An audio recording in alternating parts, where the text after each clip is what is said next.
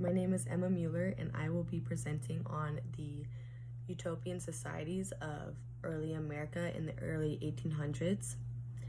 I will be highlighting the Shakers, the Oneida communities, and Brooks Farm because these are the most prevalent and most well-known for certain attributes that they had. For example, the Oneida community, as I learned in my research, was most known for their beliefs regarding love, sex, and marriage, and marital relations, and relations in general, which is what made them stand out. As for the Shakers, a lot of what stood out for them was their treatment of women and men, and how women were actually valued, given properties, giving a lot more rights than in early American times, where women for a long time didn't have any rights. As well, in Brooks Farm, I highlight the equal treatment the community had there.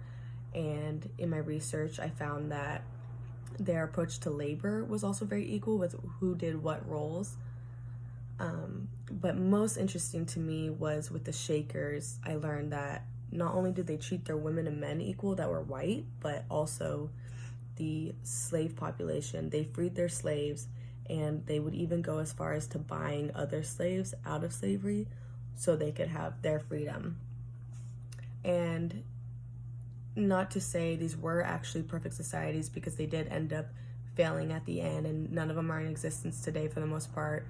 So they are, in a sense, failures, because the United States and all those values continued on, and that society continued on, but the Brooks Farm was very progressive and almost a better pursuit of the American dream. So here is the poem I had made for it. Perfection was a dream, a society unlike any other, each leader with different values from each other. These communities set out to separate from the other world in their ideas of opportunity and unity. The Oneida changed the game in taboo subjects like love, sex, and marriage.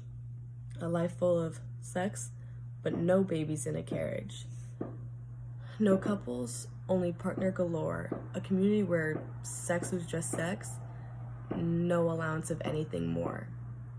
At the Brooks Farm, equality practically burst. The genders were equal, and even sometimes the roles were reversed. The Shakers showed the same. Rights and opportunity for women and men were not a game. But most radical of all, they freed their slaves and brought other slaves to their own liberty, because to them, freedom was for all. All attempts were not without fault, only lasting a few years before coming to a halt. The outside world was like a sloth in comparison, taking years to match where the utopias had started. So let's raise a glass and cheers to those who are being progressive beyond their years.